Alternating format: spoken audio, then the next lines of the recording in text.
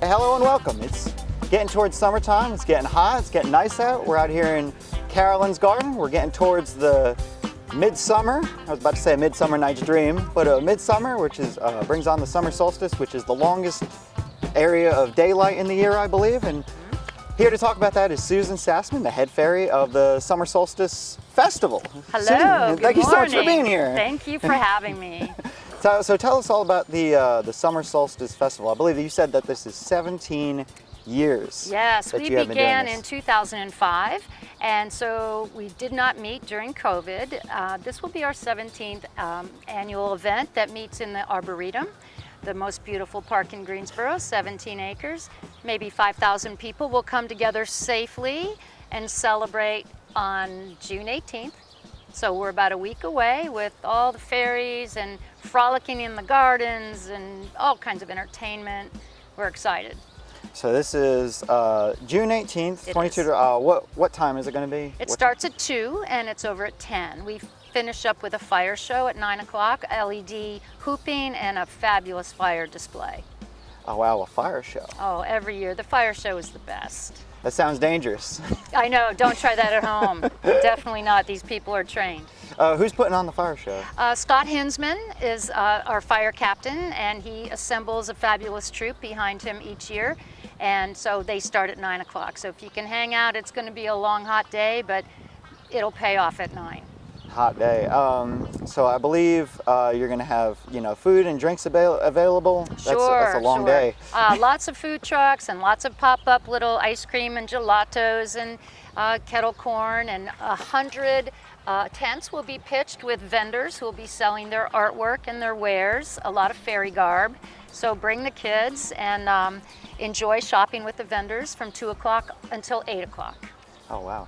This sounds like, how long does it take you to plan this whole thing? About 3 months. A lot of it's been done so many times that we've got it down, but there's always things that pop up every year that seem to be an issue to solve.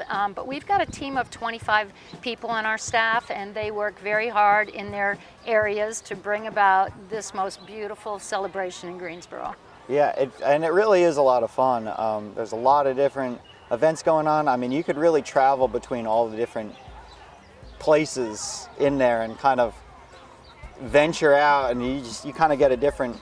Can you tell me about the different areas that are kind of broken up? I remember that. And we have a new area this year by the fountain where you'll find a mermaid lounging in the fountain area, and around that mermaid you will see poi and juggling and dance and hula hoops and all kinds of aerial arts. It's a flow art area, and it'll be spontaneous, and you can go and bring your kids and learn some tricks. And if you venture out of that area, you'll have 2 different stages that will be offering live music all day long. We've got Dixieland music and harping and reggae and blues and soul and funk, and we have really scoured the area for local talent. And these are all local vendors, local performers, so we're very much about community and bringing everybody together, especially post-COVID, because our hearts are aching for community and for fun and for sun, and so we're happy to bring it. Yeah, I guess speaking of COVID, do masks required or No. masks offered at this event? We'll have masks available, and mask if you like, we'll leave it up to you. We've spaced out the vendors, there's 17 acres. Bring a blanket, sit under a tree, you know, have a sangria or a craft beer or a bottle of water and, you know, enjoy the day. From dancing and music and flow arts and fire and a big parade at 5 o'clock with giant puppets, the paper hand puppets. Everyone's invited to get into the Parasol Parade, which will be led by this wonderful band from Raleigh that is a Dixieland band. So we're excited about them. Okay, cool. Parking, I guess, is another logistical concept to talk about here. How do people park at this event? Right. Luckily, the park is almost a 360, and so you can park in any of the neighborhoods that border the park. And so that's Holden and West Market and Starmount, and we have a lot of areas into the neighborhoods. You could Uber down, easiest thing, just get dropped off at 401 Ashland, let's say, and get picked up too, and don't even mess with the parking. Or carpool, or ride your bike. Yeah, it'd be easier, have somebody else drive. You know, yeah, because parking is a premium. Now, if you want great parking and a great t-shirt and no admission fee, you could always volunteer.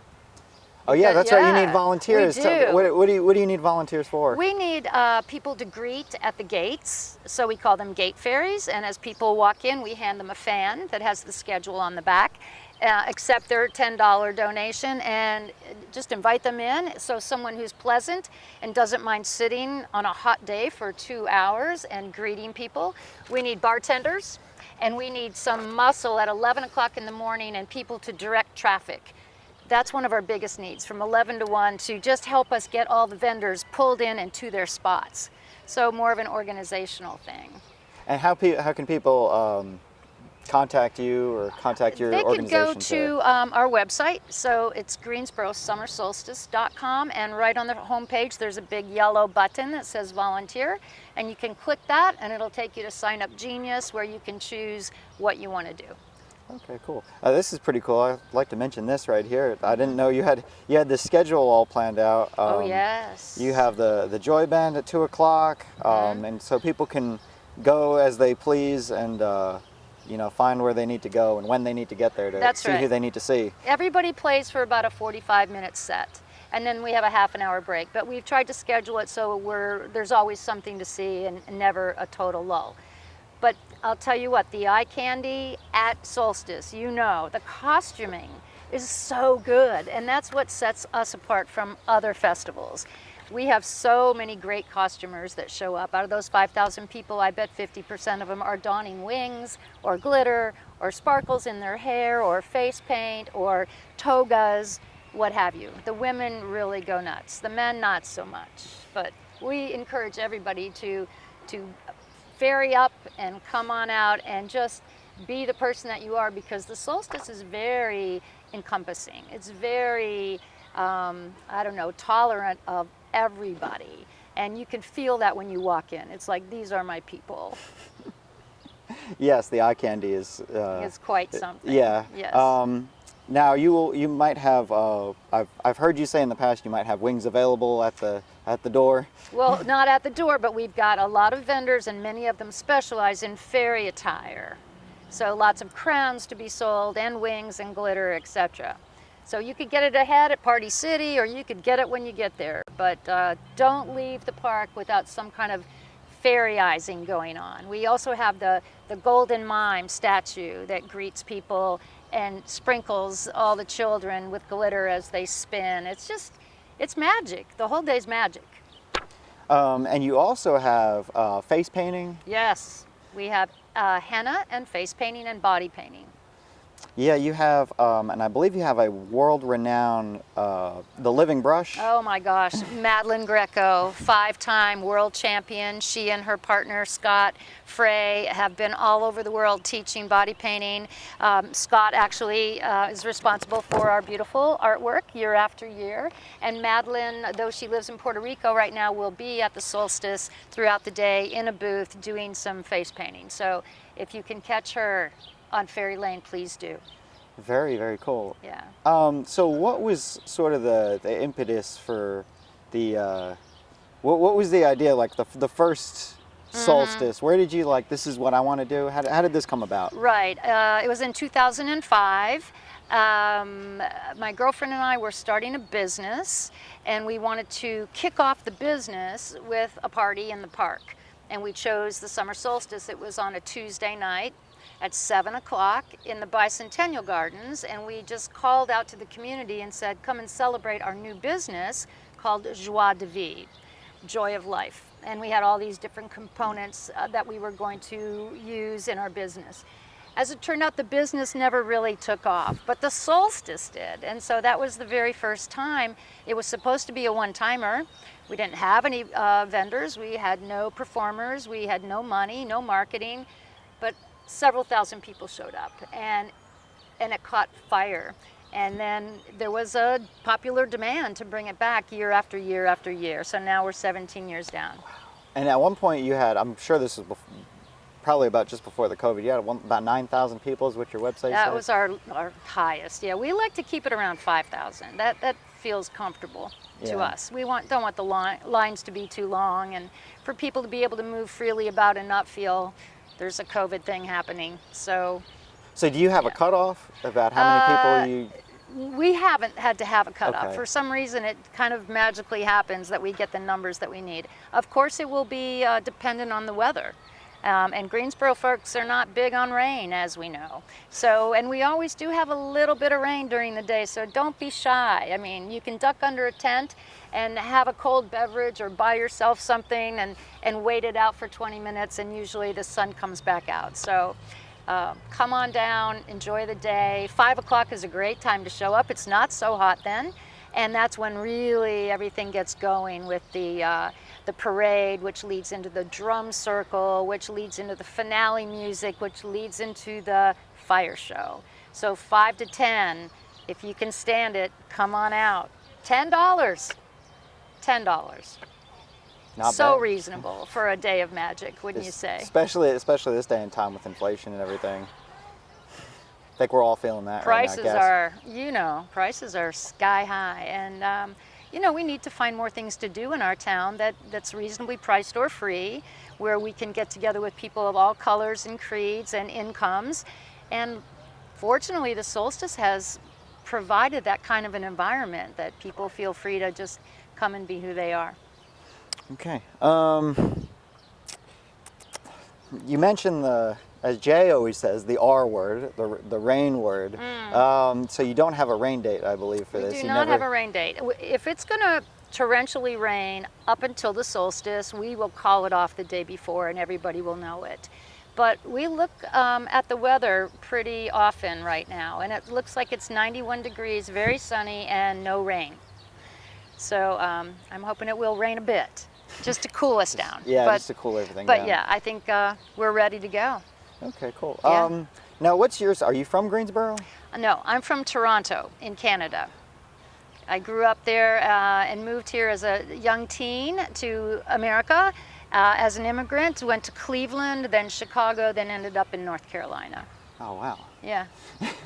Yeah. Now, what made you stay in Greensboro? I know you said you started a business. What really made you stay? Yeah, I love Greensboro. I fell in love with Greensboro pretty fast because it's just the right size, and I love the weather, and I love the people, and I love the opportunity and the art scene, and I just would never live anywhere else. I just feel like this is my town, and when I drive downtown and drive around the city, it just speaks to me in a way that feels like home. And when I go back to Cleveland, which I will for my high school reunion this year, and when I go back to Canada, I feel like a visitor.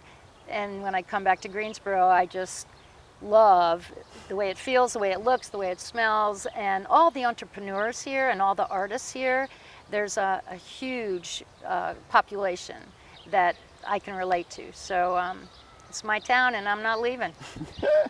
Well, that's cool. Yeah, and you're sort of fueling some of that entrepreneurship here. You have a lot of vendors and things like that are, of course, they have to make their own bucks while they're there. Yep, they do. Everybody's got, a side gig that they're trying to supplement, their full-time or part-time work. And, it is a gig society now, so we're all looking to try to take our passion and make some money on it. Mm-hmm.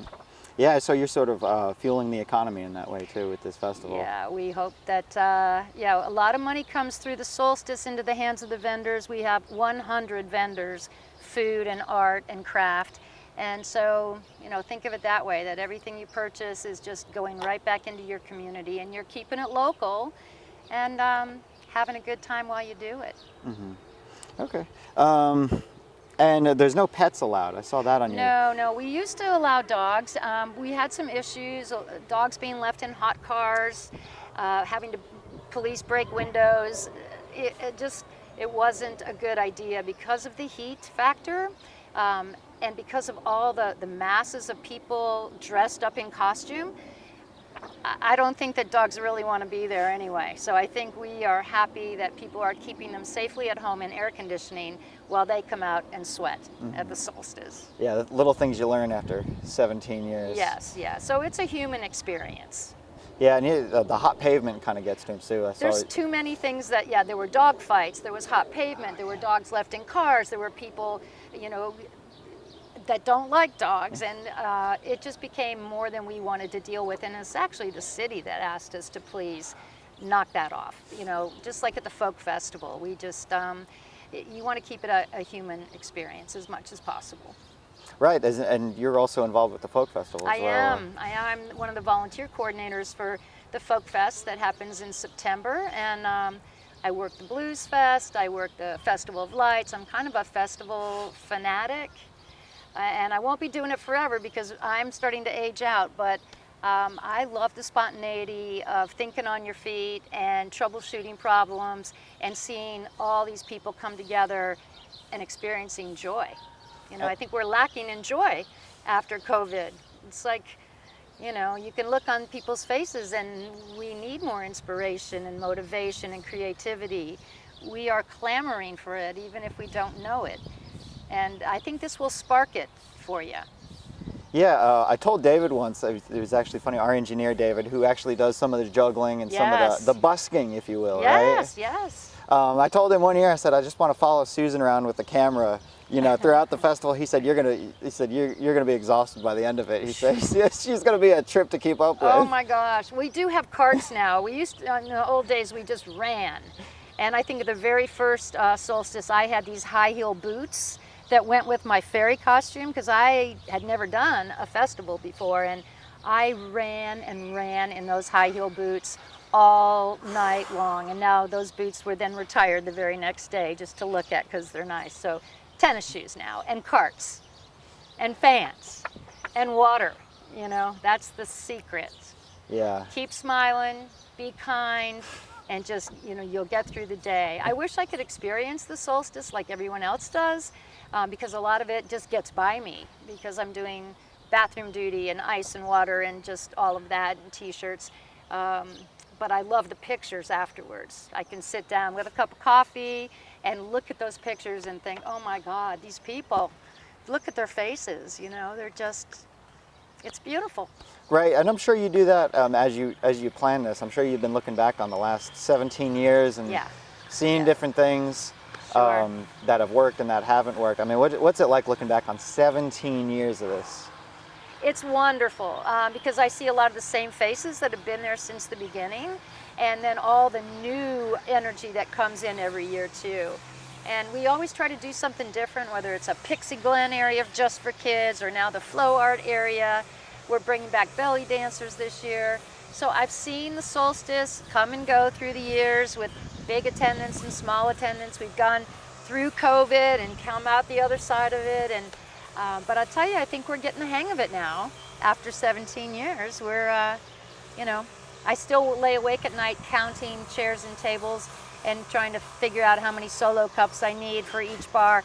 But, overall, when all the details get put to bed, there's just a really beautiful vibe going on there that I hear about forever and ever. We were talking earlier. Tell me about Triad Musicians Matter. That's a nonprofit group that started 12 years ago, I believe, under Christy Jackson, who's a local singer-songwriter. I've had Christy on before. Have you? She's fabulous. And she started this group, nonprofit, to solicit funds from the community to help out musicians when they fall on hard times, our local musicians, because whenever there's a problem, we ask our local musicians to step up and do a benefit, to raise money for this person and that person. But when the musicians fall ill or lose their home in a fire, there's no one to step up for them and do a fundraiser. So this is her way of giving back. And Christy's also working with the Afghan community, as am I, and she has solicited guitars from all around the community and tweaked them and handed them over for free to individual Afghans so they can provide music in their home. And she teaches them lessons, and it's just a really wonderful thing that she's doing what she does best and really making an impact. Right, she kind of opened my eyes because she said with the new technology and things, like for specifically for songwriters, Yeah. it's not as easy anymore as it used to be with kind of getting accreditation and getting you know, the income that you need to be able to do that sort of thing and support yourself. Right. She said I didn't realize that, and she sort of opened my eyes on that sort of thing for musicians. Yeah, yeah. She's an earth angel. She's one of those people that just brings really good stuff to our town. So. Okay, cool. We're getting towards the end of this thing, so just give us a little background. You know, what, when, where, a little summary on the end Sure. of here. So it's in Arboretum and Lindley Park, and we still need volunteers, especially at 11 o'clock in the morning when we load in all of our vendors. So happy people who like to direct folks to their spots. And at 2 o'clock we open to the public, and it's $10 to get in, and kids are free if they're under 12. Please dress up if you feel like you would like to. It's very much encouraged. And if you're sensitive to the heat, maybe you come around 5 o'clock when we really kick into the major activity of parade and fire show and drum circle and all of that. It's a great day. There's a lot going on that weekend too. It's Father's Day weekend, and there's also a Pride parade on Saturday. There's Juneteenth celebrations on Saturday. It's Refugee Day on Saturday. So take your pick. This town is filled with all kinds of good causes, and maybe if you've got the energy, you can do a little bit of all of it. And give us a little bit of a hook here. What makes this event so special? The good juju, for one. The eclectic nature of the people that show up. You know, the people from both sides of the aisle politically, and older, a lot of boomers, and a lot of young kids, and people, you know, in wheelchairs with wings on their backs. And I think the dress-up thing is something very special, and that we are keeping it real local with everyone we pay. Well, Susan, that's about all I got. Thank you so much for being on. Yeah. We're looking forward to the festival. This has been a real treat. Thank you for being with us. My pleasure. Thank you for having me.